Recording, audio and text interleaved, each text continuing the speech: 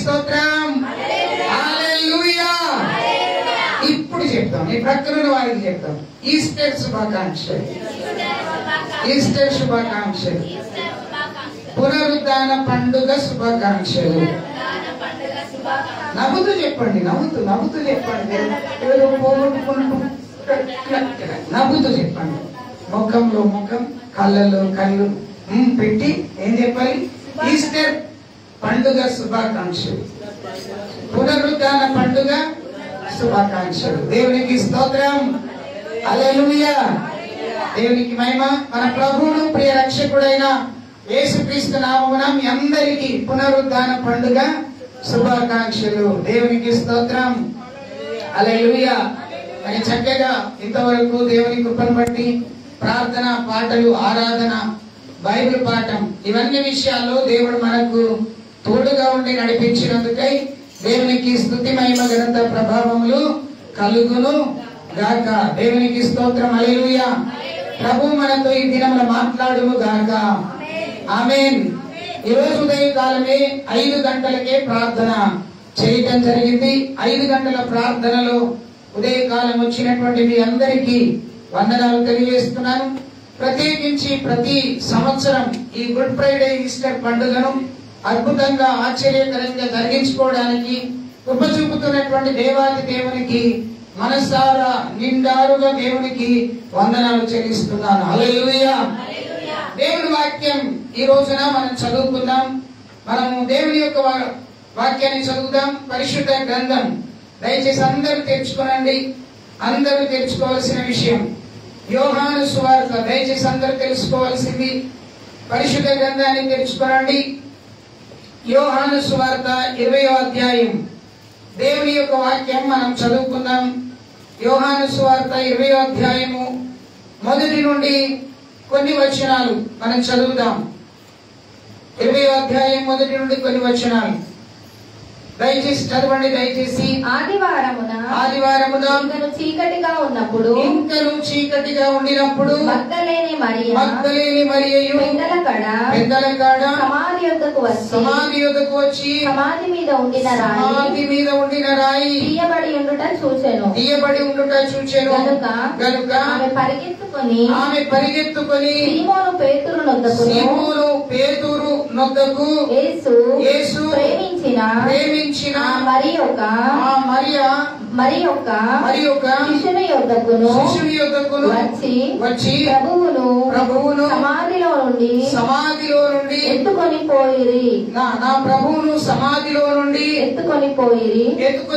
ఆయనను ఎక్కడ ఉంచిరో ఎరుగమని చెప్పాను. కాబట్టి పేతురును ఆ శిష్యుడును బయలుదేరి సమాధి యొద్దకు వచ్చిరి. వారిద్దరు కూడి పరిగెత్తుచుండగా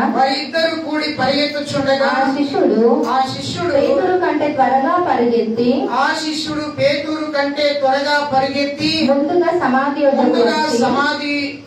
యొద్దకు వచ్చి వంగి నారబట్టలు పడియుండుట చూచాడు. కానీ అతడు సమాధిలో ప్రవేశింపలేడు. అంతట సీమోను పేతురు అతని వెంబడి వచ్చి సమాధిలో ప్రవేశించి నారబట్టలు పడియుండుటయు ఆయన తల రుమాలు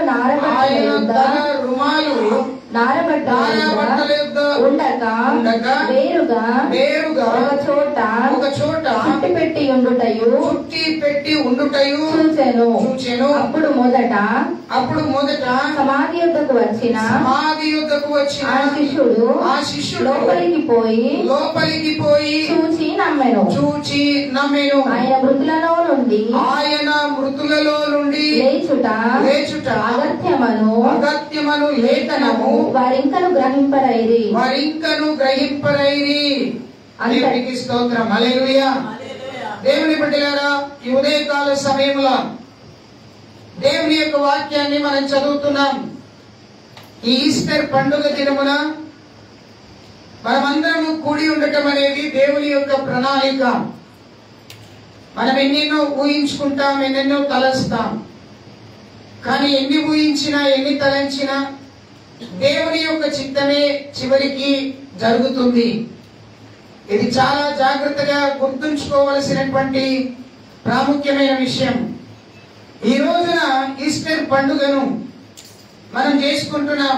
2000 సంవత్సరాల క్రితమే మన ప్రభు అయినటువంటి యేసుక్రీస్తుల వారు మనుషుల యొక్క పాపముల నిమిత్తమై మరణించి ఆయన సమాధి చేయబడి 3వ దినమున ఆయన తిరిగి లేచి ఆయన 40 దినముల వరకు ప్రజలందరికీ కనిపించి ఆ తర్వాత ఆరోహణమయ్యాడు అనే వాక్యము ద్వారా మనం తెలుసుకుంటున్నాం. ఈ రోజున ప్రత్యేకమైన సందేశం, యేసు ప్రభువుల వారు ఆయన సమాధి చేయబడిన స్థలములోనికి వెళ్ళినటువంటి వ్యక్తులు చాలా ప్రాముఖ్యమైనటువంటి విషయాలను మనం తెలుసుకుంటున్నాం. యేసు ప్రభువు సమాధి చేయబడ్డాడు. సమాధి చేయబడిన తర్వాత యేసుని వెంబడిస్తున్నటువంటి శిష్యులు ఉన్నారు, యేసుని వెంబడిస్తున్నటువంటి ప్రజలు ఉన్నారు, యేసుక్రీస్తు ద్వారా స్వస్థత పొందిన వారు ఉన్నారు. అంతేకాకుండా ఆయనను వెంబడించినటువంటి శిష్యులు కూడా ఉన్నారు.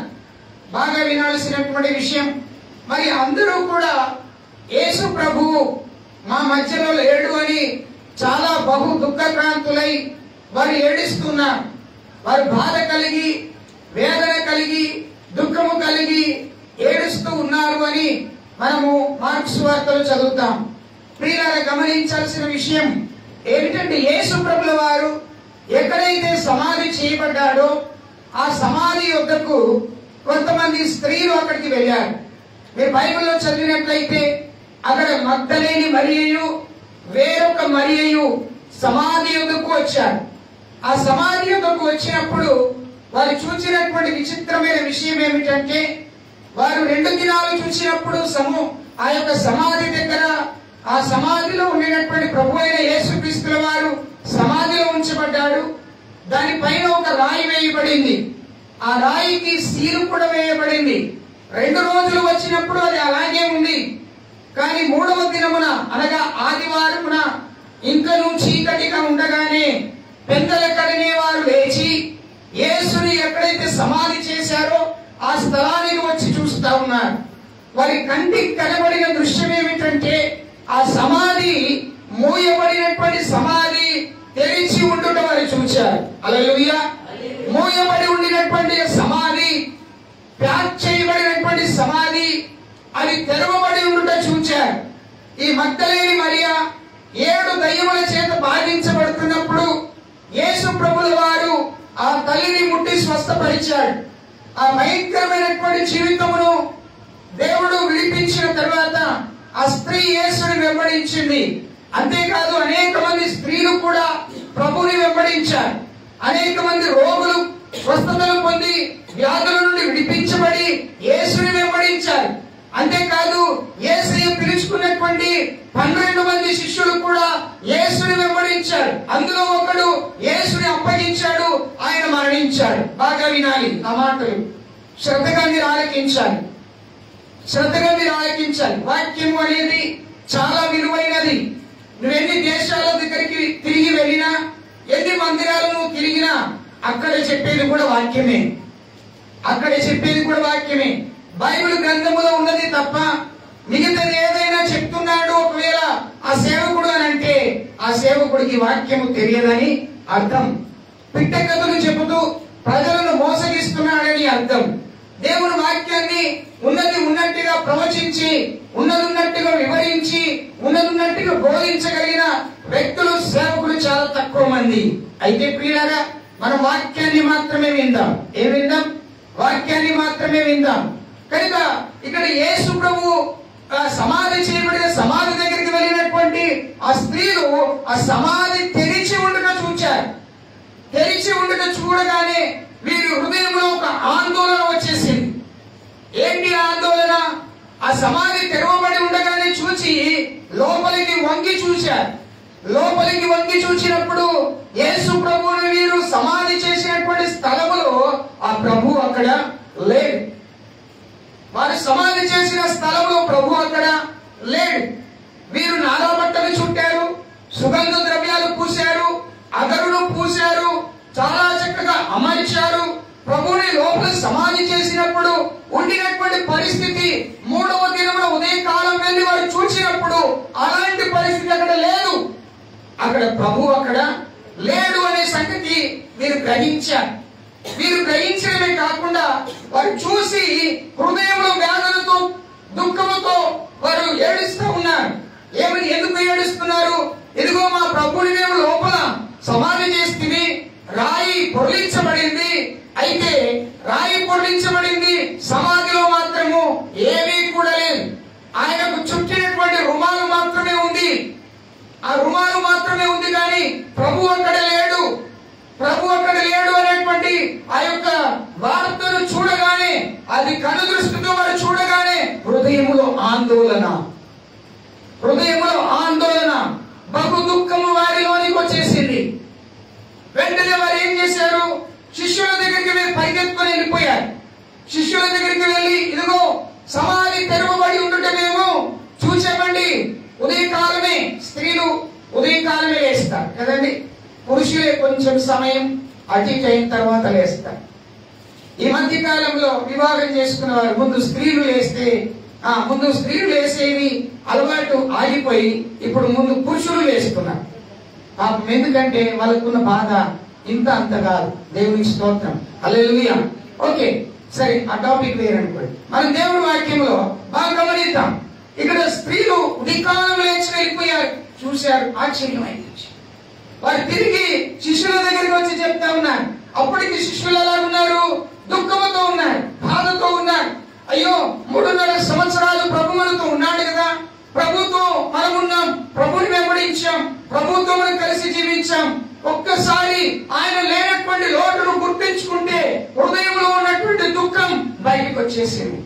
దుఃఖం, బాధ, వేదన బయటకు వచ్చేసింది. బాగా వినాల్సినటువంటి విషయాలు ఇవి. వారు శిష్యుల దగ్గరికి చెప్పగానే పేతురు విన్నాడు ఆ మాట.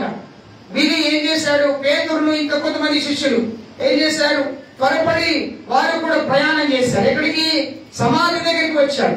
అక్కడ బైబిల్లో ఒక మాట ఉంటది, యేసు తాను ప్రేమించిన శిష్యుడు. ఆ మాట విని వారందరికంటే ముందుగా వెళ్ళాడట. ఎవరా శిష్యుడు? యోహాను. ప్రైజ్ ది లార్డ్, హల్లెలూయా. యేసయ్య అతిగా ప్రేమించినటువంటి శిష్యుడు ఎవరయ్యా అంటే యోహాను. ఈ యోహాను ఎక్కడికి వెళ్ళాడు? అందరికంటే ముందుగా ఆ సమాధి దగ్గరికి వెళ్ళాడు. ఆయనకు కూడా ఏం కనపడలేదు. పేతురు కూడా వెళ్ళి చూశాడు, అక్కడ ఏమీ కనపడలేదు. అయ్యో, ప్రభు లేడు, ఎవరు ఎత్తుకొని పోయారు అని చెప్పేసి దుఃఖముతో వేదనతో ఉన్నటువంటి ఆ స్త్రీలు అక్కడే ఉండిపోయారు. 11వ వచనం నుండి మనం చదువుకుంటూ వెళ్తే, యేసు ప్రభు సమాధి చేయబడినటువంటి సమాధి స్థలము దగ్గర ఈ యొక్క మరియ అక్కడే ఉండిపోయింది. పేతురు వెళ్ళిపోయాడు, శిష్యులు వెళ్ళిపోయారు, మిగతా వారందరూ కూడా వెళ్ళిపోయారు. అక్కడే ఉండి ఏం చేస్తుంది? ఏడుస్తుంది. హల్లెలూయా. ఎందుకు ఆమెకు అంతగా ప్రేమ? ఎందుకు ఆమెకు అంతగా ఇష్టం?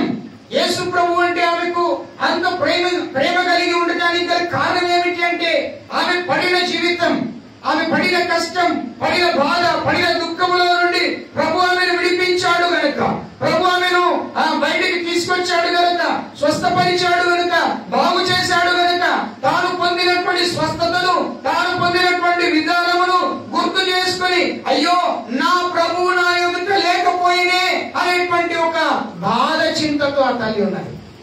అలా ఉండగా మరలా ఆ స్త్రీ ఆ సమాధిలోనికి వంగి చూచిందంట. ఉందండి అక్కడ. వంగి చూచినప్పుడు అక్కడ 2 తెల్లని వస్త్రములు ధరించుకున్న దేవుని దూతలు కనబడ్డారు. ఒకరేమో తల దగ్గర, ఒకరేమో కాళ్ళ దగ్గర నిలవబడి ఉన్నారు. వారిద్దరిని చూసినటువంటి ఆ తల్లి ఏం చేసిందో తెలుసా? వారికి కనబడగానే వారు ఏం చేస్తున్నారు? ఈ తల్లి ఏడుస్తుంటే యేసు ప్రభు ఉన్న స్థలంలో ఉన్నటువంటి దేవుని దూతలు అక్కడ నిలిచి ఉన్నాయి. ఆ నిలిచి ఉన్నటువంటి దేవుని దూతలను ఈ తల్లి వంగి చూసినప్పుడు ఆ దేవుని దూతలు ఈ స్త్రీతో మాట్లాడుతున్నాయి. ఏమని? అమ్మా, నీవెందుకు ఏడ్చుచున్నావు? నువ్వెందుకు ఏడ్చుచున్నావు అని అంటే ఆ తల్లి చెప్తున్న జవాబు మంచిగా వినండి. అక్కడ ఎంత చక్కగా ఉంటుంది చూడండి. ఒకసారి చదవండి. ఒకసారి 13వ వచనం ఏమనంటుంది ఆ తల్లి? వారు, అమ్మా ఎందుకు ఏడ్చుచున్నావు ఆమెను అడగగా, ఆమె నా ప్రభువును ఎవరో ఎత్తుకొని పోయి ఆయనను ఎక్కడ ఉంచిరో నాకు తెలియలేదు. బాగా వినాల్సిన విషయం ఇది. మరి ఏమంటుంది? నా ప్రభువును ఎవరో ఎత్తుకొని పోయి. ఈ ప్రశ్న మనం బైబిల్లో ఇంకొక చోట కూడా చూస్తాం. ఎక్కడ తెలుసండి? యేసు ప్రభుని సమాధి చేసిన తర్వాత ప్రధాన యాజకులు, సద్దూకయ్యులు, యూద మత ప్రవిష్టులైనటువంటి పెద్దలు పిలాతునందుకు వచ్చి వారు ఏమంటారో తెలుసా? ప్రభువా, రాజా, ఇదిగో యేసును సమాధి చేశాం. ఆయన చెప్పినట్టుగా ఆయన 3వ దినమునగా లేస్తానని చెప్పాడు. అయితే యేసు సమాధి చేయబడిన స్థలములో మాకు ఎక్కువ భద్రత కావాలి. మేము ఎక్కువగా ఆ యొక్క సమాధిని భద్రం చేయాలి. ఎందుకంటే శిష్యులు సామాన్యమైన వ్యక్తులు కాదు. ఎలాంటి వ్యక్తులు తెలుసా? ఆ రాయిని పొర్లించి వారు యేసయ్యను ఎత్తుకొని పోయి ఏమంటారు? మృతులలో నుండి లేచి ఉన్నాడని వారు చెప్పుకుంటారు. ప్రభువా, దయచేసి రాజా మాకు ఒక అవకాశం, ఆ సమాధికి మేమేం చేస్తాం? సీలు వేస్తాం, ఆ సమాధికి భద్రం చేస్తామని అన్నారు. అక్కడ ఏమన్నారు? వారు ఎత్తుకొని పోతారేమో. ఇక్కడ మరి ఏమంటున్నది? ప్రభువా, నా యొక్క ప్రభువుని ఎవరో ఎత్తుకొని పోయారు. ఎవరు ఎత్తుకొని పోయారు? అప్పుడు వారు ఏమంటున్నారు? 14వ వచనంలో వారు ఏమంటున్నారు? ఆమె ఈ మాటలు చెప్పి వెనుక తట్టు తిరిగినప్పుడు యేసు నిలిచి ఉండటం చూసింది, కానీ ఆయన యేసు అని గుర్తుపట్టలేదు. బాగా వినాలి ఇక్కడ. ఆ మాటలు పలికి వెనక్కి తిరిగి వెళ్ళుచుండగా ఆ ప్రభు అక్కడే కనబడ్డాడు. కానీ ఆ ప్రభు అనే సంగతిని ఆమె మరిచిపోయింది, గుర్తుపట్టలేదు. ప్రైజ్ ది లార్డ్, హల్లెలూయా. గుర్తుపట్టినటువంటి ఒక మరియా మళ్ళీ ఏమంటున్నదో తెలుసా? మళ్ళా అడుగుతున్నది. ఎవరిని అడుగుతున్నది? ఆ ప్రభువుని అడుగుతున్నది. యేసుని అడుగుతున్నటువంటి విషయం ఏమని అడుగుతున్నది? ఆమె గుర్తుపట్టలేదు. యేసు ప్రభు ఎదుట ఏడుస్తూ అలా నిలబడి ఉన్నది. ఆ ప్రభు ఆ దృశ్యాన్ని చూచి ప్రభు అంటున్న మాట ఏంటో తెలుసా? అమ్మా, నీవెందుకు ఏడ్చుచున్నావు? హల్లెలూయా. ఈ మాట మనం చాలా చోట్ల చూస్తాం. నాయన పట్టణంలో తల్లి కుమారుని పోగొట్టుకునేటువంటి తల్లి దుఃఖముతో ఉండినప్పుడు అందరూ ఆమె దగ్గరికి వచ్చి అమ్మాయి ఏడవద్దని చెప్పారు. ఎవరి మాటను లక్ష్యం చేయలేదు, కానీ యేసు మాట లక్ష్యం చేసింది. యేసయ్య కూడా ఏమన్నాడు? అమ్మా, నీవు ఏడవవద్దు. దేవునికి స్తోత్రం, హల్లెలూయా. ఇక్కడ మీరు గమనించాలి, యేసు ప్రభుతో మాట్లాడడానికి ముందు ప్రభు అడుగుతున్న ప్రశ్న, నువ్వెందుకు ఏడుస్తున్నావు? అప్పుడు కూడా ఏమంటుంది? నా ప్రభువును ఎవరో ఎత్తుకొని పోయారు. ఆ మాటలు చెప్పి ఆమె నడుచుకుంటూ వెళ్ళిపోతూ ఉండగా ఆ మరియను చూసినటువంటి ఆ ప్రభు ఏమని పిలిచాడు తెలుసా? మరియా అని పిలిచాడు. దేవునికి స్తోత్రం, హల్లెలూయా. మరియా అనే ఎప్పుడైతే ప్రభు పిలిచాడో మరియకు గుర్తు. ప్రభు ఏ విధంగా పిలుస్తాడు, ప్రభు తన మాట, ప్రభు తన స్వరం ఏ విధంగా ఉంటుందో మరియా చాలా గ్రహించింది. మరియా చాలా గ్రహింపు కలిగినటువంటి వ్యక్తి. మీ సేవకుడి స్వరం మీకు తెలుసు, మీ దాసురాలి స్వరం మీకు తెలుసు, నీ తల్లి స్వరం నీకు తెలుసు, నీ కుమారుని స్వరం నీకు తెలిసినట్టుగానే మరియకు కూడా యేసయ్య స్వరము తెలుసు. యేసయ్య పిలిచినప్పుడు ఏమంటుందో తెలుసా? మరియా అని పిలువగానే రబ్బుని అని పిలిచింది. హల్లెలూయా. అంటే నా బోధకుడా, నా సేవకుడా, నా తండ్రి అని పిలిచేసింది. గుర్తుపట్టింది. ఆమె గుర్తుకొచ్చింది. ఈ పదం నన్ను ఎవరు పిలుస్తారు? యేసు ప్రభువు వారు తప్ప వేరొకరు నన్ను పిలువరు అనే సంగతిని ఆమె గుర్తు చేసుకొని ఏం చేసిందో తెలుసా? ప్రభువుని దగ్గరికి వచ్చి ప్రభువుని ముట్టుకోవాలని, ప్రభువుని పట్టుకోవాలని, ప్రభువుని కౌగిలించుకోవాలని ఎంతో దగ్గరికి వెళ్ళగానే ప్రభు అన్నాడు, నీవు నన్ను ముట్టుకునవద్దు, నేను ఇంకా ఎక్కి పోలే. నీవు వెళ్ళి నీవు శిష్యులతో చెప్పు. ఏమని చెప్తావు? ప్రభు ఇక్కడ లేడు, ఆయన లేచి ఉన్నాడు. స్తోత్రం, హల్లెలూయా. అంటే ఇప్పుడు ఏమయ్యాడు? మరణమును జయించి ఏమయ్యాడు? లేచి ఉన్నాడు, సజీవుడై ఉన్నాడు. మనం లూకా సువార్తను చదువుతూ ఉంటాం. ఏమన్నా తెలుసండి? చక్కని మాట. ఆయన సజీవుడై ఉన్నాడు, ఆయన లేచి ఉన్నాడు. ఆయన సజీవుడండి. మనుషులందరూ అనుకుంటున్నారు ఆయన సజీవుడు కాదు అని. కానీ వాక్యం చెప్తుంది ఆయన సజీవుడు. ప్రపంచంలో ఉన్నటువంటి ప్రతి మనుషుడి యొక్క సమాధి, ప్రతి మనుషుడి యొక్క సమాధి నేటి వరకు మూయబడి ఉన్నది. కానీ కేవలం ప్రభువైన యేసుక్రీస్తు వారి యొక్క సమాధి నేటి వరకు కూడా అది తెరిచే ఉన్నది. కారణం ఏంటో తెలుసా? ఆయన సజీవుడు గనుక, ఆయన జీవము కలిగిన వాడు గనుక, ఆయన సర్వ శక్తి కలిగిన వాడు గనుక, ఆయన సజీవుడై ఉన్నాడు గనుక మరణమును జయించి తిరిగి లేపబడ్డాడు. స్తోత్రం, హల్లెలూయా. ఆయన సజీవుడైతే మనకేంటి ప్రయోజనం? వాటి కాన్సెప్ట్ కదా. ఆయన సజీవుడైతే మనకేంటి ప్రయోజనం? ఆయన లేపబడితే మనకేంటి ప్రయోజనం? రోమా పత్రిక వాక్యాన్ని చూద్దాం, చక్కగా చదువుదామండి. అందరూ బైబిల్ తెరవాలి, అందరూ పిల్లలు పెద్దలు అందరూ బైబిల్ తీయాలి. రోమా పత్రిక చూడండి. రోమా పత్రిక 1వ అధ్యాయం 18వ వచనం చదువుతారా? ఒకసారి ప్రకటన గ్రంథం 1వ అధ్యాయం 18వ వచనం. 1వ అధ్యాయం 18వ వచనం. నేను మొదటి వాడను, కడపటి వాడను, జీవించువాడను, మృతుడనైతిని గాని. ఇది యోహానుకు చెప్తున్నటువంటి మాట, దర్శనమందు చెప్తున్నటువంటి మాట. ఏమని చెప్తున్నాడు? నేను మొదటి వాడను, కడపటి వాడను. నువ్వు ప్రార్థన చేసేటప్పుడు ప్రార్థన ఏమని చేస్తావు? మొదటి వాడా, కడపటి వాడా, నా పరలోకపు తండ్రి అని అంటావు. ఆది అయిన వాడా, అంతము కలిగిన వాడా అని ప్రార్థిస్తాం. హల్లెలూయా. అయ్యలారా, గోర్లు తీసుకునే సమయం కాదు, సెల్ ఫోన్ ఒత్తే సమయం కాదు. వాక్యం వినండి, లైవ్ నడుస్తుంది, చాలా మంది చూస్తారు. స్తోత్రం, హల్లెలూయా. నేను మిమ్మల్ని ఏమన్నా వాళ్ళకి తెలిసిపోతుంది. ఎందుకంటే వాళ్ళు అనుకుంటారు అది చర్చలో ఏదో జరుగుతుంది కనుక మీరు ఎట్లుండాలా? శుభ్రంగా ఉన్నారు కానీ ఎట్లుండాలా? భక్తితో భయముతో ఉండాలి. దేవుని స్తోత్రం. నీకే భయభక్తి లేకపోతే మీ అమ్మ నాన్న కూడా లేదని అర్థం. దేవుని స్తోత్రం, హల్లెలూయా. స్తోత్రం చెప్పండి అందరూ, హల్లెలూయా. ప్రకటన గ్రంథం 1వ అధ్యాయం 18వ వచనంలో ప్రభు అయినటువంటి దేవుడు యేసుక్రీస్తు వారు యోహానుకు ప్రత్యక్షమై తనను గురించిన వర్తమానం తెలియపరుస్తున్నాడు. ఏమని తెలియపరుస్తున్నారు? నేను మొదటి వాడును, కడపటి వాడును, జీవించేవాడును. ఎలాగూ జీవించేవాడును? మొదటి వాడును, కడపటి వాడును, జీవించేవాడును. ఎలాగూ జీవించాడు చెప్తున్నాడు అక్కడ. నేను మృతుడనైతిని గాని యుగ యుగములకు. అరే స్తోత్రం. ఏమంటున్నాడు? నేను మృతుడనైతిని గాని ఎలాగూ సజీవుడను, ఎలాగూ జీవించేవాడును, ఎలాగూ జీవము నాలో ఉంది. నేను మృతుడనైతిని గాని యుగ యుగములకు నేను సజీవుడనై ఉన్నాను. దేవునికి స్తోత్రం.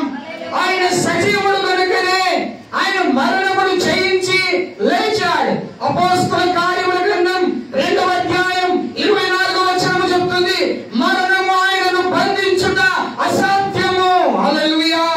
మరణము ఆయనను బంధించుట అసాధ్యం.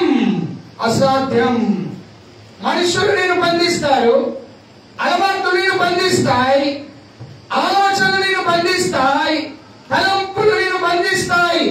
కానీ యేసుని అంగీకరించిన ఏ మనుషుడికైనాను కూడా వారు గుర్తించుకోవలసిన విషయం ఏదో తెలుసా? మరణమైనటువంటిది ఏది కూడా నిన్ను బంధించనేరదు. స్తోత్రం, హల్లెలూయా. ఎందుకంటే ఆయన సజీవుడు. ఆయన సజీవుడు. దూతలు అంటున్నాయి, సజీవుడైనటువంటి యేసుని మీరు ఎందుకు ఇక్కడ వెతుకుచున్నారు? Why are you searching here? ఎందుకు మీరు ఇక్కడ వెతుకుచున్నారు? ఆయన సజీవుడు. He is alive. ఆయన సజీవుడు, ఆయన జీవించుచున్నవాడు. ఎందుకు మీరు వెతుకుచున్నారు? చాలాసార్లు మనకు తెలియదండి. మనం తెలియకుండానే కొన్ని పనులు చేసేస్తాం. పాపం మీకు తెలియదు కానీ గుర్తుంచుకోలేకపోయాడు. మరియ గుర్తించలేకపోయింది, పేతురు గుర్తించలేకపోయాడు, యోహాను గుర్తించలేకపోయాడు, క్లెయోపా గుర్తించలేకపోయాడు, శిష్యులు గుర్తించలేకపోయారు, స్త్రీలు గుర్తించలేకపోయారు. ఆయన మరణించి 3వ దినమున తిరిగి లేస్తాడు అనే సంగతిని వారు గుర్తించుకోలేకపోయారు. ఎప్పుడైతే సమాధిలోని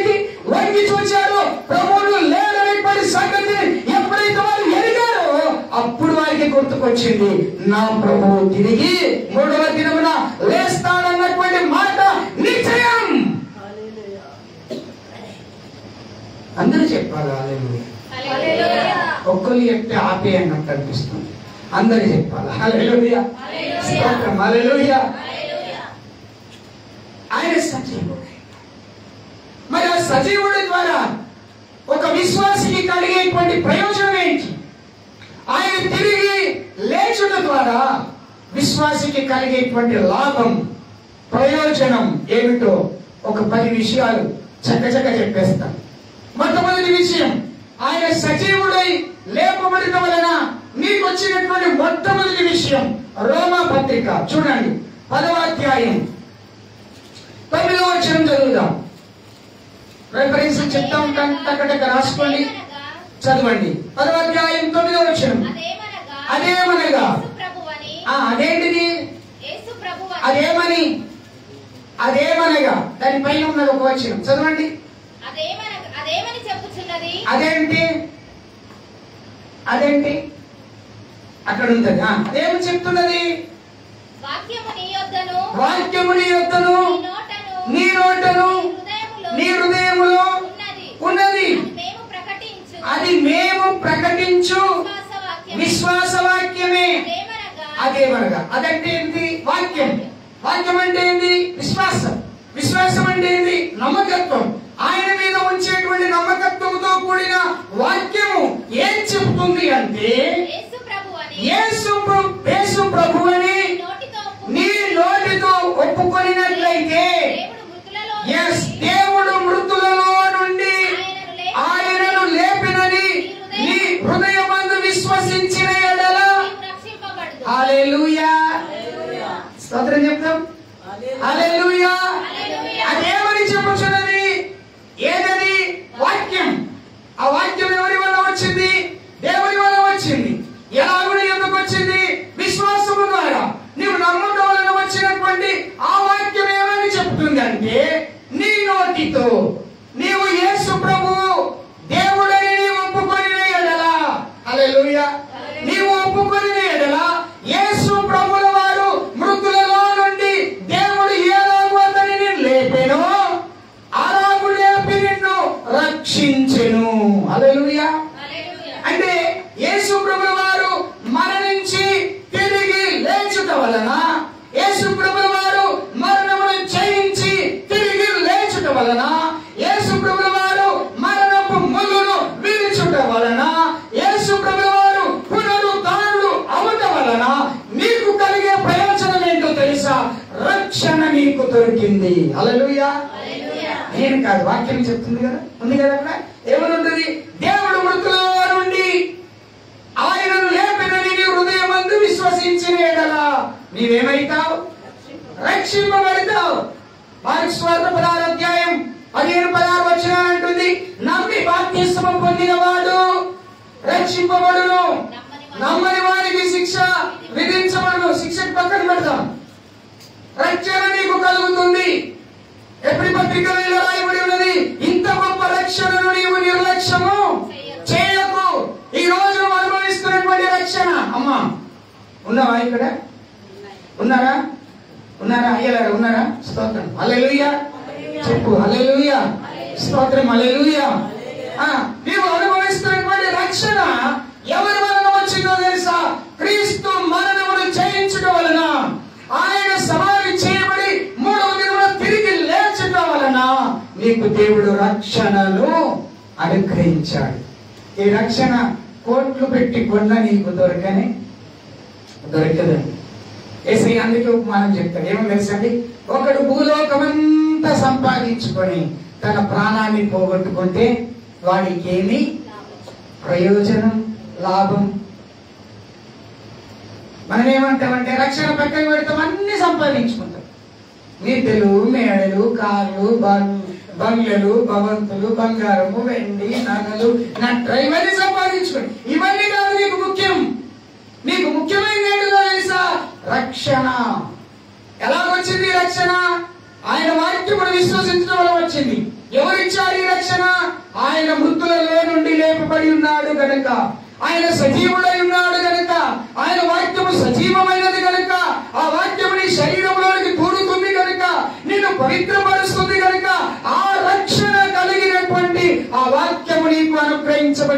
కనుక ఆ యేసు సజీవుడై నీకు రక్షణ ఇచ్చాడు.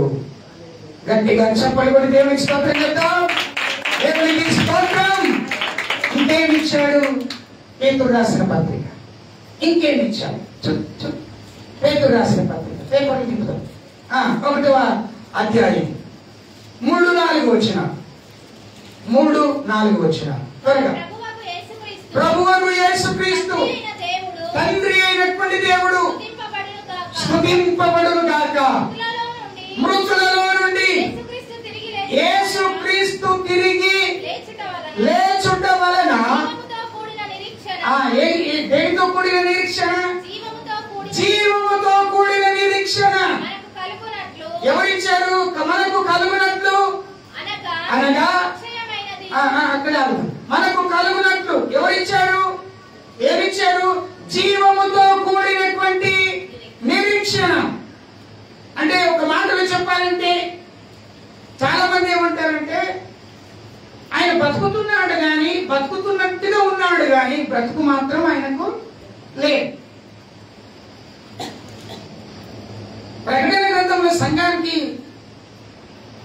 యేసయ్య ఒక మాట చెప్తాడు, నీవు జీవించుచున్నావు గాని జీవము నీలో లేదు. మనకు కూడా మనం జీవిస్తున్నాం. రోజు బ్రేక్ఫాస్ట్ చేస్తున్నాం, టీ తాగుతున్నాం, టోస్ట్ తింటున్నాం, మధ్యాహ్నం లంచ్ చేస్తున్నాం, ఈవినింగ్ స్నాక్స్ అంటే బజ్జీలు ఇంకా వగేర వగేర తింటున్నాం, నైట్ చక్కగా భోజనం చేస్తున్నాం, నిద్రపోతున్నాం. తింటున్నాము కానీ దేనికి మాత్రం ఇంకలేదు. దేవునికి స్తోత్రం. హల్లెలూయా. వద్దురా నాయన నువ్వు తినకూడదురా, ఇది నీకు పెయిన్ పడట్లేదు అంటే నాకు అదే కావాలంటాడు మనోడు. దేవునికి స్తోత్రం. హల్లెలూయా. లాలీపప్పు కావాలంటాడు, లేకపోతే ఇంకా దాన్ని ఏమంటారు, రోస్ట్ చేసుకుంటాడు. చూడండి ఏమంటారు, దేవునికి స్తోత్రం. ఫాస్ట్ ఫుడ్ కావాలంటాడు, చికెన్ ఫ్రై అంటాడు. అది వద్దురా నాయన నీకు పడదంటే నాకు అదే కావాలంటాడు. దేవునికి స్తోత్రం. నాకు అదే కావాలి. దేవునికి స్తోత్రం. ఒక్కసారి రుచి మరిగితే ఏం చేస్తారు? దాని వెంబడినే పరిగెత్తారు. దేవునికి స్తోత్రం. ఈ మధ్య కాలంలో కొంతమంది సేవకుల కుటుంబాలు ఏం చేస్తున్నాయంటే ఒక ఎక్స్రోడ్ దగ్గర లైన్ పడుతున్నాయి, ఒక కప్పు పట్టుకొని లైన్ పడుతుంది. ఏంటి అది అంటే ఏంటది? మీరు సేవకులు చూస్తారన్నమాట. దేవుని మహిమ. హల్లెలూయా. ఇంటింటి పాదేకి లైన్ పడతారు. ఎందుకు? అది మరిగాడు. దేనికి? సై మరిగాడు. దేనికి? రుచి మరిగాడు. దేనికి? తినుట. తింటున్నాడు కానీ జీవం లేదు. మనం వింటున్నాము కానీ జీవం లేదు. సంఘములో ఉంటున్నాము కానీ జీవించడం లేదు. అవునేమంటాడు? జీవించుచున్నది నేను కాదు, నాలో ఉన్న క్రీస్తే. అబ్బో, ఇంత గొప్పవాడండి పౌలు. నరహంతకుడైనటువంటి పౌలు చిత్రహింసలు పెట్టినటువంటి క్రైస్తవ బిడ్డలను హింసించినటువంటి ఆ సౌలు గారు పౌలుగా మారి ఏమంటాడంటే జీవిస్తున్నది నేను కాదు, క్రీస్తే నాలో జీవిస్తున్నాడు. అలా ఉండాలి మన జీవితం. ఈ గోలు వేసుకుంటే బతుకుతానేమో, ఈ సూది వేసుకుంటే బతుకుతానేమో, ఈ మందులు వాడితే బతుకుతానేమో. నేనేమంటే బతికిన రోజులు చాలండి. ఇప్పుడు పిలిస్తే ఇప్పుడు పోవాలి దేవుడు. హల్లెలూయా. దేవుడు నన్ను పిలిస్తే ఇప్పుడు పోవడానికి సిద్ధంగా ఉంది. అమ్మ నా పిల్లల పిల్లలు కావాలా, వాళ్ళ పిల్లలు పుట్టాలా, వాళ్ళని ఎత్తుకోవాలా, అది గడగాల, తోమాల, ఇవన్నీ ఆశనండి. దేవుని స్తోత్రం. అడగవలసిన సమయం వస్తే అక్క పోతాం కాదు, అడుగుతాను. హల్లెలూయా. దేవుని స్తోత్రం. ఉంటలేదు. హల్లెలూయా. తోమవలసిన సమయం వస్తే తోముతాం, ఉంచవలసిన సమయం వస్తే ఉంచుతాడు దేవుడు. సో అది అట్లా ఉంచితే ఇక్కడ యేసు ప్రభు పునరుద్ధానుడయ్యాడు. నీకేమిచ్చాడు? మొదట రక్షణ ఇచ్చాడు. రెండవదిగా నీకేమిస్తున్నాడు? జీవముతో కూడినటువంటి నిరీక్షణ. నీలో ఏముండాలి? జీవం ఉండాలి. జీవం ఎక్కడ ఉంది? దేవుని వాక్యంలో జీవం ఉంది. యోహాను సువార్త 1వ అధ్యాయం 1-2 వచనాలు. ఆదియందు దేవుడు ఉండెను, ఆదియందు దేవుని వాక్యం ఉన్నది, ఆ వాక్యము దేవుడు విన్నాడు, ఆ వాక్యము జీవమై ఉన్నది, ఆ వాక్యము నిన్ను జీవింపజేస్తుంది. నశించుతున్న ప్రజలను వెనక్కి రక్షించుటకు ఆయన ఈ లోకానికి వచ్చినట్టుగా నశించుచున్నటువంటి ప్రజలకు దేవుని యొక్క వాక్యము జీవముతో వెల్లడైంది. ఆ జీవముతో నువ్వు జీవించాలి. జీవిస్తే దేవుడు నీకు జీవ కిరీటం ఇస్తాడు, జీవ కిరీటాన్ని ఇస్తాడు. దేవునికి స్తోత్రం. ప్రియులారా గమనించాలి, ఆయన పునరుద్ధానం వలన, ఆయన మరణము జయించి తిరిగి లేచుట వలన, అక్కడ ఉంటుంది యేసు మృతి పొంది తిరిగి లేచుట వలన నీకు జీవముతో కూడిన నిరీక్షణను నీకు ఇచ్చాడు. నీకు నిరీక్షణ ఉండాలి. ఒకరోజు యేసయ్య వస్తాడు, నన్ను తీసుకొని వెళ్తాడు. నేను రాను ప్రభు అంటే కుదరదు, కుదరదు. మా ఇంట్లో ఒప్పుకోరు ప్రభు అంటే, వాళ్ళు ఒప్పుకుంటే నాకేంటి, ఒప్పుకోకపోతే నాకేంటని ప్రభు అంటాడు. నువ్వు రా అంటే వెళ్ళిపోవాలి. దేవునికి స్తోత్రం. హల్లెలూయా. జనులు దేవుని మందిరమునకు వెళుదమని దావీదుతో అన్నప్పుడట, దావీదు అంతఃపురంలోనికి వెళ్ళి చక్కగా చందరి కప్పుకొని పడుకున్నాడా? లేదు. ఏం చేశాడు? జనులు వచ్చి దేవుని మందిరానికి వెళుతాం అని అన్నప్పుడట ఆయన బహుగా సంతోషించాడు. ప్రియులారా, రెండో మాట, జీవముతో కూడిన నిరీక్షణ నీకు ఇచ్చాడు.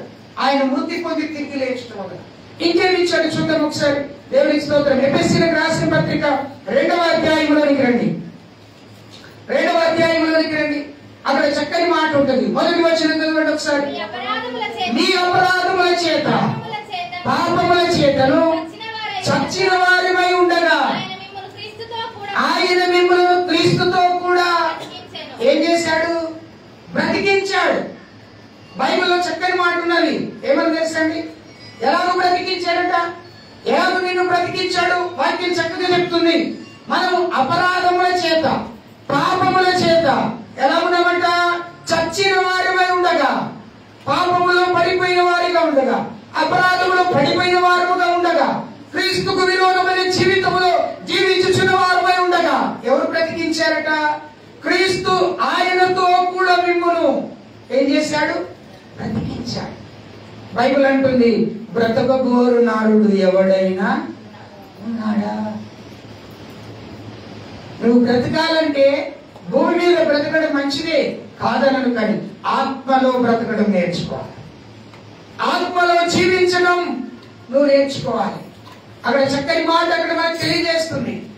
ఆయన మరణము పునరుద్ధానము ద్వారా, ఆయన సమాధి గెలిచి లేచడం ద్వారా యేసు నీకు ఇచ్చినటువంటి గొప్ప భాగ్యం ఏందో తెలుసా? నిన్ను బ్రతికించాడు. ఎక్కడో పడిపోవలసిన నీవు, పాపము భూమిలో పడిపోవలసిన నీవు, ఎక్కడో నీవు తూలిపోవలసిన నీవు, జిగటగలిగిన దొంగ ఊబిలో మునిగిపోవలసిన నీవు ఈ రోజు నువ్వు బ్రతుకుచున్నావంటే నీ పాపముల చేత అపరాధముల చేత నువ్వు చనిపోయిన వ్యక్తిగానే ఉండినప్పుడు ఆయన నిన్ను తనతో కూడా బ్రతికించాడు.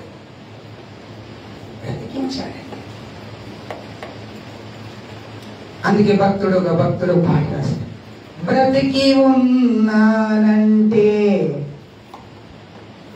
చికెన్ మటన్ ఉన్నదా? లేదేమున్నది? నీ కృప. హల్లెలూయా.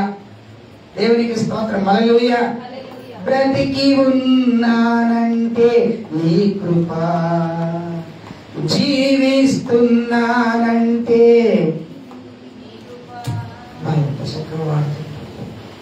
స్తోత్రం. హల్లెలూయా. ఒక్క చరణం పాడండి. బ్రతికి ఉన్నానంటే నీ కృప,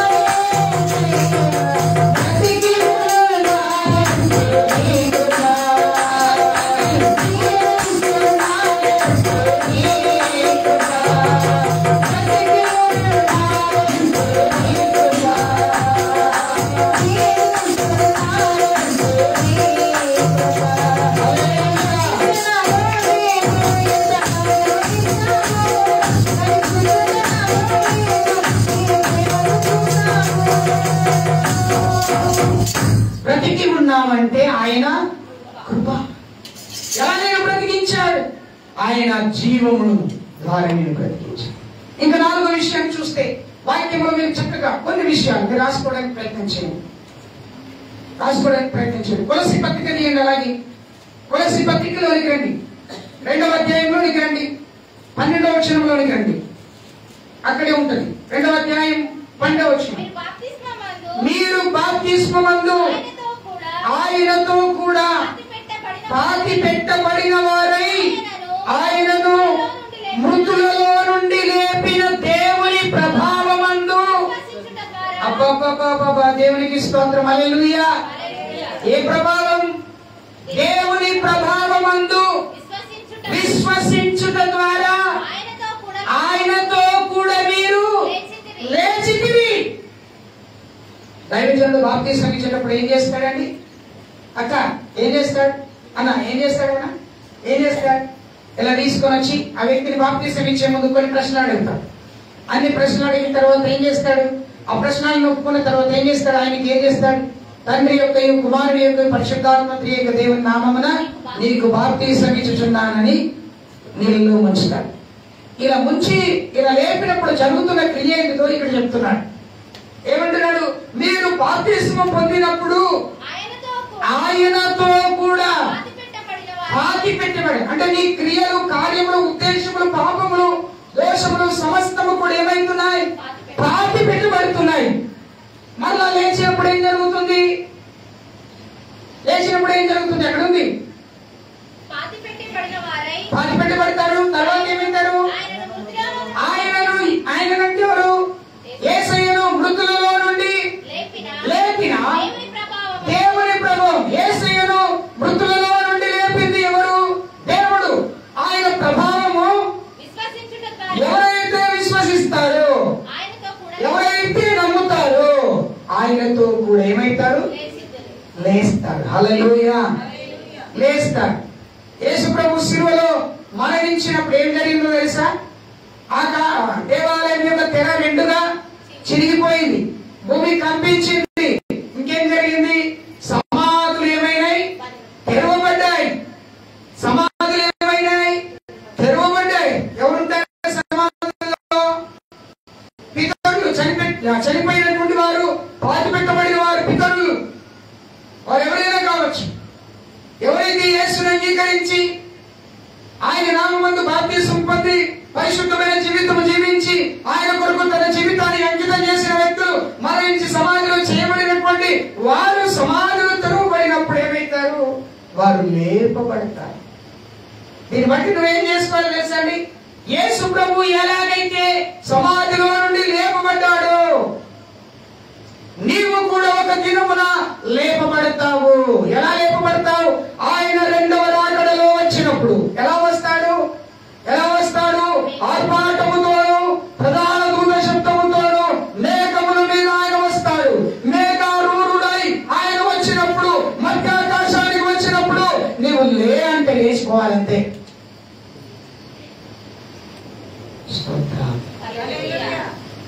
వాక్యం చెప్తున్నాను, వినండి. ఆయనతో కూడా లేపబెడతావు. అప్పుడు నువ్వే కాదు, సమాధుల్లో ఉన్నటువంటి వారు కూడా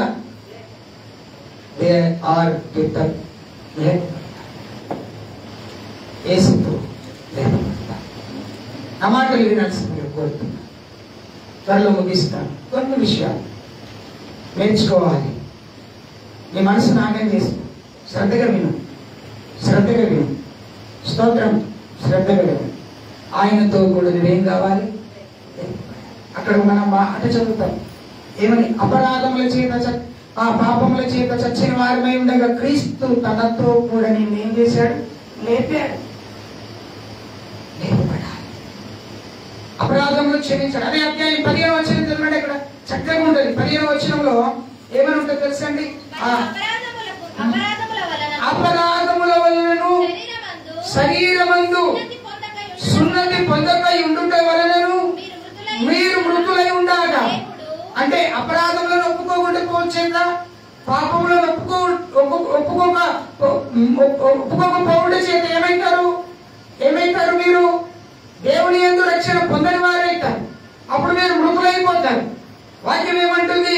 ఎవరైతే అపరాధములను ఒప్పుకుంటారో వారి అపరాధములను క్షమించి, ఇక్కడ పైన ఉంటుంది చూడండి, ఇక్కడ 183 పేజీలో 10వ వచనంలో ఉంటది, ఆ అపరాధములన్నింటినీ క్షమించి ఆయనతో కూడా మిమ్ములను. అబ్బా, ఎంత భాగ్యం అండి! యేసయ్య సమాధి నుండి ఏ విధంగా 3వ దినమున లేపబడి అందరికీ కనిపించాడు. నీకు కూడా ఒక రోజున ప్రభువు నిన్ను కూడా బ్రతికి ఉన్న మరణించిన నిన్ను కూడా ఆయనతో కూడా వండర్ఫుల్. ఆయనతో కూడా నువ్వు లేపబడాలి. నీ అపరాధములు క్షమించబడాలి. నీ పాపముల నుండి నువ్వు విడుదల పొందాలి. నువ్వు నీతిమంతుడుగా మారాలి. నీ యొక్క జీవితం ఉగ్రత పాలు కాకూడదని దేవుని యొక్క వాక్యం చెప్తుంది రోమా 5:9. నీ ఉగ్రతకు దేవుడు నిన్ను అప్పగించలేదు. ఆయన నిన్ను లేపి, ఆయన నిన్ను లేపుటకు లేదా ఆయన నీతో ఉండుటకు, నీవు ఆయనతో జీవించుటకు ముఖ్య కారణం ఏంటో తెలుసా? సదాకాలం ఆయనతో నువ్వు జీవించాలని. ఆయన నీకు ఇచ్చేటువంటి లాభం, ప్రయోజనం ఇదే. ఉగ్రత పాలు చేయాలని కాదండి, నేను కష్టాల గుండా నేను తీసుకెళ్లాలని కాదండి. మనకు చాలాసార్లు సుఖమంటే లోపీర్తి. ఇక్కడ సుఖపడిన వ్యక్తి అక్కడ ఖచ్చితంగా. ధనవంతుడు లాజరు చరిత్ర మీరు గుర్తు చేసుకోండి అక్క. ధనవంతుడు లాజరు చరిత్ర అన్న, ధనవంతుడు లాజరు చరిత్ర ఏం జరిగింది? ధనవంతుడు భూమి మీద ఉన్నప్పుడు లాజర్కి ఏమని ఇచ్చాడా? లాజరట ధనవంతుడు తింటున్నటువంటి ఆ బల్ల మీద నుండి పడుతున్న రొట్టె ముక్కలను తీసుకోవడానికి కూడా వాళ్ళ అర్హత లేదు. అంటే అట్లా పారే స్థితిగా అవి. కానీ దరిద్రుడైనటువంటి ఆ లాజర్ ఏమయ్యాడు తెలుసు? ఒక రోజు చనిపోయాడు. కులిపట్టింది, శరీరం అంతా కులిపట్టింది. సమాధి చేసేసారు. తీసుకుని సమాధి చేస్తే ఆ సమాధి చేయబడిన తర్వాత ఈ యొక్క లాజర్ ఎక్కడున్నాడు తెలుసా? అబ్రహాము రొమ్మున. అబ్రహాము రొమ్మున అంటే దేవుని యొక్క కుడిపార్శ్వమున ఆయన ఉన్నాడు. స్వరూపం మారిపోయింది, దరిద్ర బ్రతుకు మారిపోయింది, కృపణతో నిండిన వ్యాధి పోయింది. ఆయన మహిమ శరీరంగా మార్చబడ్డాడు, ప్రభావముతో నింపబడ్డాడు. తెల్లని వస్త్రములు ధరించిన వాడై మహిమ ప్రభావముతో దేవుడి కుడిపార్శ్వమున కూర్చొని ఉన్నాడు. కొంతకాలమైన తర్వాత ధనవంతుడు కూడా చనిపోయాడు. మనడు అనుకున్నాడు, భూమి మీద నాకు అన్ని ఉన్నాయి, I am the king, but is బొంగు అనే సంగతి ఆయనకు తెలియదు. దేవునికి స్తోత్రం, హల్లెలూయా. దేవునికి మహిమ కలుగును గాక. మనలో చాలా మంది లేకపోతే నేనంటే ఏమనుకున్నాం? సంఘంలో నేను లేకపోతే ఏమీ జరగదు, ఏం జరగదు. దేవునికి స్తోత్రం, నేనే కింగ్ అని ధనవంతుడు అనుకున్నాడు. చనిపోయిన తర్వాత అర్థమైంది నేను కింగ్ కాదు, బొంగు అని. దేవునికి స్తోత్రం, నేను కింగ్ అంటాడు, బొంగు అనుకున్నాడు. తీసుకుని ఎక్కడేశారు? నరకములో వారేశారు. అగ్ని ఆడదు, పురుగు చావదు, అల్లాడుతున్నాడు. దాహము తీర్చుటకైన మంచి నీరు కూడా ఆయనకు లేదంట. నేను అనుకుంటాను ఆయన వేసుకుంటా తీర్చున్నారా చెమకెళ్ళి. మీరు బొంగులు నిండేస్తే దేవునికి స్తోత్రం. అందుకే నేను బొంగు అన్నాను. దేవునికి స్తోత్రం. అది వేస్తే ఏమవుతుంది, తీస్తే ఏమవుతుంది? దేవునికి స్తోత్రం. అలాగే చేశారేమైంది, మొత్తుకుంటున్నాడు. దూరం నుండి చూస్తూ ఉంటే లాజర్ కనబడ్డాడు. అబ్రాహాము రొమ్మున ఆనుకున్న లాజరును చూసి అబ్రాహామును పిలుస్తున్నాడు, ఓ అబ్రాహ్మా, నీ పక్కన ఉన్నటువంటి లాజరు ఉన్నాడు కదా, ఆయన చిన్న వేలు నీళ్ళలో ముంచి నాకు ఒక చుక్క నీళ్లు పంపియ్యా అంటే, నీకు నాకు ఏమున్నది? అగాధం ఉన్నది, అక్కడి వారు ఇక్కడికి, ఇక్కడి వారు అక్కడికి వచ్చడానికి వీలు లేదు. అక్కడనే అప్పుడు దిమ్మ తిరిగి మైండ్ బ్లాక్ అయిపోయింది. ఎవరిది ధనవంతుడిది. మీరు పేరు చెప్పారనుకుంటున్నా. ఎవరిది? ధనవంతుడిది. దిమ్మ తిరిగి మైండ్ బ్లాక్ అయిపోయింది. ఓరు నాయన, నాకు ఇంకా 5 సహోదరులు ఉన్నారు, వారికి నువ్వు వెళ్ళి వార్త చెప్పడానికి ఎవరినైనా పంపయ్యా అని అంటున్నాడు. నేనైతే రక్షణ పోగొట్టుకున్నాను కానీ, నేనైతే నరకంలో వేయబడ్డాను కానీ నా సహోదరులైనా ఎక్కడ ఉండాలి? దేవుని కుడి పార్శ్వంలో ఉండాలని నేను కోరుకుంటున్నాను అని అన్నాడు. ఎంత మంచి సోదరుడని జాగ్రత్తగా వినాలి. ఆయనతో కూడా ఏమండి, దేవుడు నేను ఉగ్రత పాలు చేయడానికి అప్పగించడండి. దేవుడు నాకు ఈ శ్రమలు పెడుతున్నాడు. ఎందుకు పెట్టాడు? మరి చెప్పినట్టున్నావు కదా, నువ్వు ప్రార్థన చేయమంటే అనుకుంటావు, వాక్యం వినమంటే అనుకుంటావు, గంట ప్రార్థన కూర్చొని బాగా అవుతుంది, ఈ పక్క అంతా కిర్రు కొడుతుంది. పొద్దున్న లేచి ప్రార్థన చేయమంటే పొద్దున లేవడం బాగా ఇష్టమైనది కాదు. అది ఎంత ప్రమాదకరమైనది.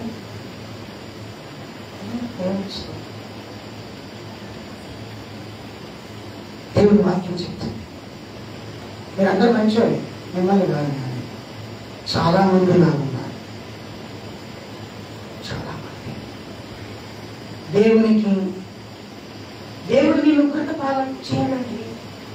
ఆయన సమాధి నుండి ఆయన లేపబడింది, ఆయన మృత్యుంజయుడై లేపబడింది, ఆయన పునరుద్ధానుడై లేపబడింది. నిన్ను ఉగ్రత పాలు చేయడానికి కాదు, ఉగ్రత నుండి తప్పించుటకు, అపాయం నుండి తప్పించుటకు, ప్రమాదం నుండి తప్పించుటకు. కీర్తనకారుడితో దేవుడు అంటాడు కదా, నీ పాదములకు రాయి తగలకుండా ఆయన నిన్ను ఎత్తి, అబ్బా నీ పాదాలకు రాళ్ళు తగలకుండా పట్టుకుంటాడంటే అటువంటి ప్రభువు నీ ఉగ్రతకి ఎట్లా పాలు చేస్తాడండి? నీకు నువ్వే పోతావు, రారా అన్నట్టు నువ్వు పోతావు. స్తోత్రం, దేవుని మహిమకరంగా స్తోత్రం.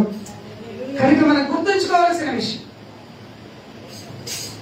ఉగ్రత పాలు చేయటకు దేవుడు నిన్ను ఎన్నుకోలేదు. నిన్ను సంతోషంతో, సుఖంతో, సౌఖ్యంతో, ఆనందముతో నిన్ను ఉంచుటకు ఆయన నిన్ను ఎన్నుకున్నాడు. స్తోత్రం, హల్లెలూయా. నీతిమంతులుగా ఉంచుటకు, నీతిని ఇచ్చుట కొరకు, నీతిలో బ్రతుకుట కొరకు ఆయన నిన్ను ఎన్నుకున్నాడండి. పునరుద్ధానుడయ్యాడు ఆయన. ఆయన నీతిమంతుడు కనుక నీవు కూడా మాట్లాడు నీతిమంతుడు. ఎలా నీతిమంతుడు అయ్యావు? ఆయన నిన్ను క్షమించాడు నీ పాపాలను కనుక. ఇంకొక మాట చూసి ముగించుకుందాం. స్తోత్రం, హల్లెలూయా. చదువుదాం. 1 కొరింథీ రాసిన పత్రిక 15వ అధ్యాయం 57వ వచనం. నేను 2 గంటల వరకు వాక్యం చెప్పాలనుకున్నాను, టైం కరెక్ట్ కనబడుతుంది. అయినను మన ప్రభువైన యేసుక్రీస్తు మూలముగా మనకు, మొదటి వచనం చదువు, మన ప్రభువైన యేసుక్రీస్తు మూలముగా మనకు, మనకంటే నాకు, ఎట్లా చెప్పాలి? ఇట్లా చెప్పండి, నాకు. ఎట్లా చెప్పాలి? మన ప్రభు అయిన, చెప్పాలి, మన ప్రభు అయిన, చెప్పచ్చు చేతులున్నాయి ఎట్లా పెట్టి, మన ప్రభు అయిన, చదువు బిడ్డ, చదువమ్మా. మన ప్రభువైన యేసుక్రీస్తు మూలముగా మనకు జయము అనుగ్రహించుచున్న దేవునికి స్తోత్రం కలుగును గాక. హల్లెలూయా. ఏమనుగ్రహిస్తున్నాడట? మన ప్రభువైన యేసుక్రీస్తు ద్వారా, చెప్పండి, మన ప్రభువైన యేసుక్రీస్తు ద్వారా మనకు జయము అనుగ్రహిస్తున్నాడు. హల్లెలూయా. జయము అనుగ్రహిస్తున్నాడు. దేని నుండి నీకు జయం ఇచ్చాడు? అమ్మా, దేని నుండి నీకు జయం ఇచ్చాడు? 55వ వచనం చదవండి. దేని నుండి నీకు జయం ఇచ్చాడు? ఓ మరణమా, అక్క అన్న, ఓ మరణమా, దేని నుండి నీకు జయం? ఓ మరణమా, నీ విజయం ఎక్కడ? ఓ మరణమా, నీ ముల్లెక్కడ? మరణము నిన్ను ఏం చేస్తుంది? రోజు రోజు నిన్ను అణిచివేస్తుంది, కృంగదీస్తుంది. నువ్వేం చేయాలి తెలుసా? నాకు మన సహోదరులు కొంతమంది ఫోన్ చేస్తూ ఉంటారు, అయ్యా నా ప్రాణం పోయేటట్టుంది, ప్రార్థన చేయండి అయ్యగారు. అప్పుడు నువ్వేమన్నా తెలుసా? అయ్యగారికి ప్రార్థన చేయడానికి ముందుగా నువ్వేం చెప్పాలి తెలుసా? మరణము గురించి చెప్పాలి. ఏమని చెప్పాలి? ఓ మరణమా, నీ ముళ్ళు ఎక్కడ? ఓ మరణమా నీ ముళ్ళు ఎక్కడ? ఓ మరణమా నీ విజయం ఎక్కడ? మరణం అనుకుంటుంది క్రీస్తు బిడ్డలను ఏం చేస్తారు తెలుసండి? ప్రభుని అంగీకరించిన బిడ్డలను ఏం చేస్తుంది? మరణంలో అప్పగించాలని చూస్తారు. అప్పుడు నువ్వేం చేయాలి? మరణానికి అప్పగించబడినప్పుడు సాధారణుడికి ఏం కలుగుతుంది? నేను గురించి జయం కలుగుతుంది, విజయం కలుగుతుంది, విజయం కలుగుతుంది. సాధారణుడు ఏం చేస్తాడు? అబ్బా నాలాంటి వాడు మంచి భక్తిపరుడు, ప్రార్థనా పరుడు ఏమయ్యాడు? మరణానికి అప్పగించబడ్డాడు. ఉదాహరణకి యోబు మంచి భక్తుడు కదండి. ఎంత మంచి భక్తుడు? చాలా మంచి భక్తుడు. 10 మంది బిడ్డలు పోయినాయి. ఇప్పుడు ఏమయ్యాడు? ఆయన బాధపడ్డాడు, ఒంటరివాడు అయిపోయాడు. పిల్లలు చనిపోయారు, ఆస్తులు పోయినాయి, మందులు పోయినాయి, సమస్తం కూడా ఏమైపోయినాయి? ఖరాబ్ అయిపోయినాయి. అప్పుడు ఏం జరిగిందో తెలుసా? ఆ శరీరంలో వ్యాధి పుట్టింది. శరీరంలో వ్యాధి పుట్టింది. కూర్చున్నాడు, గుడిదలు కూర్చున్నాడు. ఇప్పుడు ఆయనకి ఏమున్నదండి? పైన మరణం. ఏమున్నది? మరణం. అన్ని పోయినాయి. ఇప్పుడు ఏమున్నది? కేవలం మరణం. ఇప్పుడు ఆ మరణంకు ఈయన లోను కావాలి. మరణానికి ఈయన అప్పగించబడాలి. ఎవరు అనుమతి ఇచ్చారు? దేవుడే అనుమతి ఇచ్చాడు. ఎందుకు అనుమతి ఇచ్చాడు? ఆయన విశ్వాసం యొక్క పరీక్షకు అనుమతి ఇచ్చాడు. కొన్నిసార్లు నీకు దేవుడు అనుమతిస్తాడు, నీ పెద్ద సాధనుడు అనుమతిస్తాడు, నీ విశ్వాసమును పరీక్షిస్తాడు, నీ మంచితనాన్ని పరీక్షిస్తాడు. జాగ్రత్తగా. అందుకే నువ్వు చెప్పాల్సిన మాట ఏం తెలుసా? ఓ మరణమా నీ ముందు చదువు బిడ్డ, చదువు తొందరగా. ఎందుకంటే టైం బాగా అయిపోతుంది. మనం తొందరగా వచ్చినాయి కదా. చదువు చదువు చదువు. వచనం మర్చిపోయాడు. బైబిల్ మూసేసిరా? ఓ మరణమా నీ ముళ్ళు ఎక్కడ? నీ విజయం ఎక్కడ? మరణము, మరణపు ముళ్ళు పాపం. ముళ్ళు ఏంటిదట? పాపం. పాపమునకున్న ఫలం ఏంటిది? ధర్మశాస్త్రం. అయినను మన ప్రభు అయిన, మంచిగా వినాలి ఇక్కడ. అందుకే నేను చెప్పేది, మరణానికి ఉన్నటువంటి బలం ఏంటిది? ధర్మశాస్త్రం. సారీ, పాపం. పాపానికి ఉన్నటువంటి బలం ఏంటిది? ధర్మశాస్త్రం. అర్థమవుతుంది? పౌలు ఏమంటాడు తెలుసా? నా శరీరంలో ఒక ముళ్ళు ఉన్నది, అది ఎప్పుడు నన్ను గుచ్చుతూ. మనమే గుచ్చుతాం అందరికి. పరిశుద్ధమైనటువంటి వాక్యం చెప్తుంది. దేవుని యొక్క వాక్యం మీకు జ్ఞాపకం చేస్తుంది. ఏమని తెలుసా? మరణపు యొక్క ముళ్ళును విరిచినటువంటి దేవుడు అంటున్నాడు, మన ప్రభు అయిన యేసుక్రీస్తు మూలమున మనకు జయం, నీకు జయమునిచ్చుటకు ఆయన మరణపు ముళ్ళును విరిచాడు. పాపము యొక్క ముళ్ళును విరిచాడు. పాపము నుండి నిన్ను విడుదల చేశాడు. స్తోత్రం. హల్లెలూయా. పాపపు ముళ్ళు విరువబడింది, మరణపు ముళ్ళు విడువబడింది. అందుకే ఆయన పునరుద్ధానుడయ్యాడు. పునరుద్ధానం ద్వారా నీకు ఇచ్చినటువంటి ఆధిక్యత, ఆశీర్వాదం, గొప్పతనం ఏంటిదో తెలుసా? నీకు రక్షణ. అంతేకాదు నీకు నిరీక్షణతో కూడిన జీవం. అంతేకాదు నీకు మంచి బ్రతుకునిచ్చాడు. అంతేకాదు ఆయనతో కూడా ఉండాలనేటువంటి ఒక తపన, కోరిక ఆయన కలిగి ఉన్నాడు. నీ అపరాధాలు క్షమించాడు, నీ పాపాలు క్షమించాడు, నీకు నూతనమైనటువంటి జన్మను, జీవమునిచ్చాడు. అంతేకాదు నిన్ను నీతిమంతుడుగా చేశాడు. ఉగ్రత పాలు నిన్ను చేయలేదు, ఉగ్రతకు నిన్ను అప్పగించలేదు. అంతేకాదు మరణము నుండి నిన్ను విజయములోనికి, జయములోనికి నిన్ను తీసుకువెళ్ళాడు. విదిలిచిపెట్టి అటుపోదాం, ఇటుపోదాం, అటు తిరుగుదాం, ఎట్లు తిరిగిన ఇదే వాక్యం. జాగ్రత్త. యోహాను సువార్తలో ఉంది, యేసయ్య మరణములో నుండి జీవంలోకి వచ్చాడు. సమాధి తెరవబడింది, ప్రభు లేచి ఉన్నాడు. శిష్యుల దగ్గరికి వార్త వెళ్ళింది, అందరూ సంతోషించారు, ఆనందించారు. ఆయన మరణమును జయించి తిరిగి లేచాడు. నువ్వు ఏ విషయంలో జయము పొందలేకపోతున్నావు? ఏ విషయంలో నీవు జయించలేకపోతున్నావు? ఏ పాపాన్ని నువ్వు జయించలేకపోతున్నావు?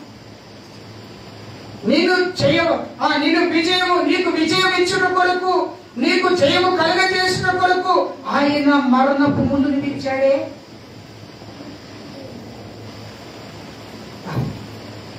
ఒకసారి ఆలోచన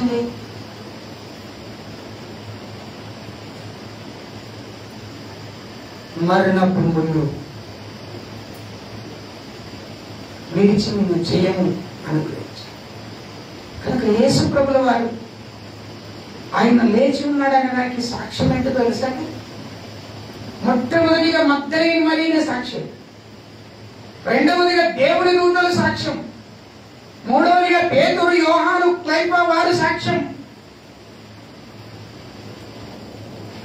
నాలుగవదిగా మొట్టమొదటిగా మీరు గుర్తుంచుకోవాలి, మొట్టమొదటిగా సమాధి తెరవబడినట్టే సాక్ష్యం. కోర్టుకు వెళ్తే సాక్ష్యం కావాలి, నీ జీవితానికి కూడా ఒక సాక్ష్యం ఉండాలి. పాపం చేస్తూ పరిశుద్ధంగా ఉంటున్నానని చెప్తావు, కానీ నిన్ను గురించి ప్రజలు చెప్పాలి సాక్ష్యం. ఈ రోజుల్లో ఆ ప్రపంచమంతా కూడా యేసయ్యను గురించి ఎందుకు గొప్పవాడని పలుకుతున్నారో తెలుసా? ఆయన సాక్ష్యము మంచిది.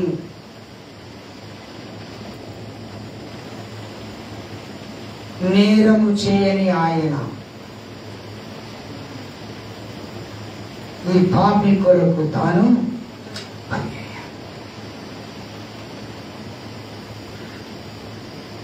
కనుక గుర్తుపెట్టుకోవాలి, నీ సాక్ష్యాన్ని నువ్వు కాపాడుకోవాలి.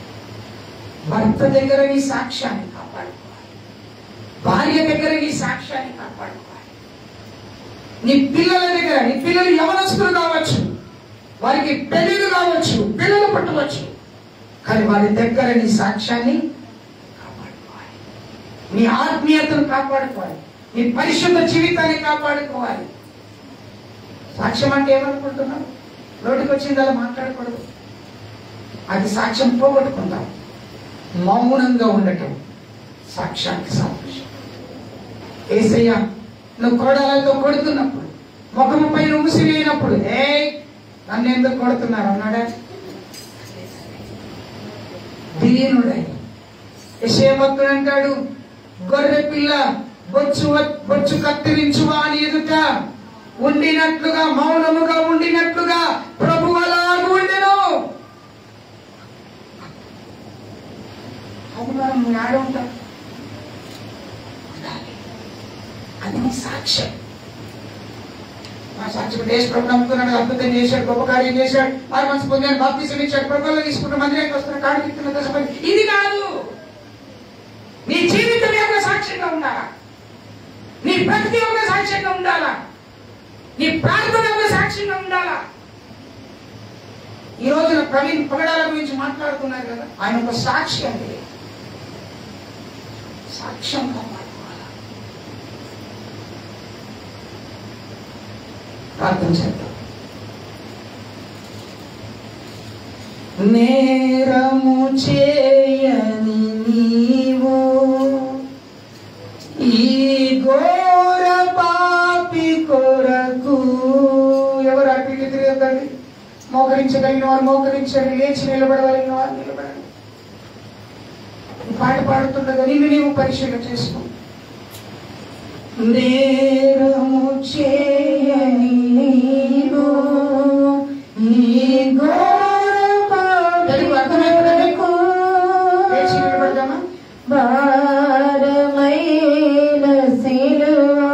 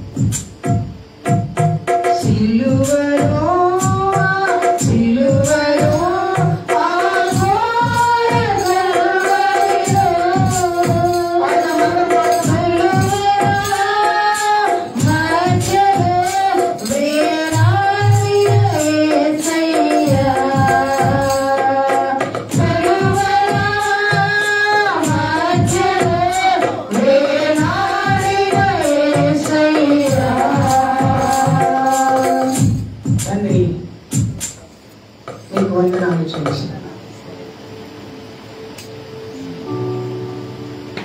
నేరము చేయని నీవు నా కొరకు నేరస్తుడవయ్యా. పాపము చేయని నీవు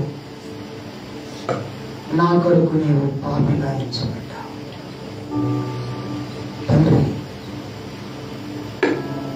నాకు రక్షణ దొరికిందయ్యా. మీ మరణ పునరుద్ధానము ద్వారా నాకు రక్షణ దొరికింది. ఉచితముగా నా కోసం ఇచ్చావు. కలువరి గిరిలో నా కొరకు నీవు రక్తమును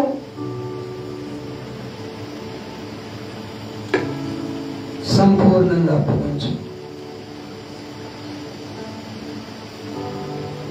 సహోదరుడా, సహోదరు, ప్రభు ఈ రోజున నీతో నాతో మాట్లాడుతున్నా. ఏమి తిందుము, ఏమి త్రాగుదుము, ఏమి ధరించుకుందామని ఆలోచించకమ్మా అయ్యా. ఎలా బ్రతకాలి అని ఆలోచించు. క్రీస్తు కొరకు ఎలా జీవించాలి అని ఆలోచించు. నేను జన్మింపజేశాడు, జీవింపజేశాడు, బ్రతికింపజేశాడు, జీవముతో ఉంచాడు, రక్షణ ఇచ్చాడు. నేను ఆయనతో కూడా లేపాడు. నేను నీతిమంతుడు చేశాడు. మరణము నుండి విజయమును విడుదల ఇచ్చాడు నీకు. ఓ మరణమా, నీ ముళ్ళు ఎక్కడ? మరణపు ముళ్ళు ఏమిటో తెలుసా? పాపం. పాపానికి బలం ఏమిటో తెలుసా? ధర్మశాస్త్రం. ఆ ధర్మశాస్త్రమును, పాపములకు కలిగిన ముళ్ళును ఆయన విరిచివేశాడు.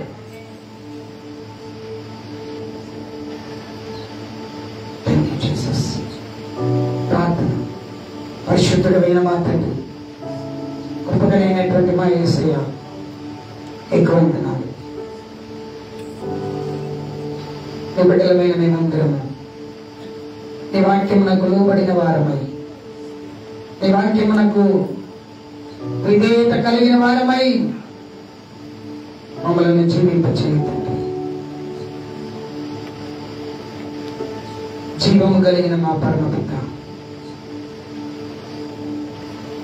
నీ కొరకు నేను బ్రతకడానికి సహాయం చేయి. కుటుంబాలను దీవించు, సంఘాన్ని దీవించు. రాలేని బిడ్డలందరినీ జ్ఞాపకం చేసుకోండి. ఎందుకు వారు దూరంగా ఉంటున్నారో నీకు తెలుసు ప్రభు. మనుషుడి మాటలను బట్టి దూరం అవుతాడు. ఒకవేళ మనుషుడు దేవుని మాటలు గ్రహిస్తే దేవునికి దగ్గరైతాడు. కనికర సంపన్నుడైన తండ్రి, నీవు జ్ఞాపకం చేసుకున్నాను. మమ్మల్ని దీవించమని, ఇక్కడున్న ప్రతి వారిని మీరు ఆశీర్వదించండి. లోకంలో ఉన్న సకల పరిశుద్ధులు ఈ రోజున ప్రభుని స్తుతిస్తుండగా వారికి దీవెన ఆశీర్వాదం ఇచ్చి తండ్రి నీకు వందనాలు, స్తుతులు చెల్లిస్తాం. యేసు నామమున ఈ ప్రార్థనని వేడుకుంటున్నాము తండ్రి. ఆమేన్. మన పరమ తండ్రి అయిన దేవుని ప్రేమ, కుమారుడైన యేసుక్రీస్తు వారి కృప, పరిశుద్ధాత్మ యొక్క సన్నిధి నిత్యము తోడయుండి నడిపించి కాపాడి రక్షించును గాక. ఆమేన్. ఆమేన్. యేసు రక్తమే జయం, శిలువ రక్తమే జయం. యేసు నామానికి సంపూర్ణ విజయము కలుగును గాక. బలో యేసు మహారాజుకి, రానైనటువంటి రాజుల రాజుకి, మరణమును జయించిన ప్రభు అయిన యేసుక్రీస్తుల వారికి. కూర్చుందాం.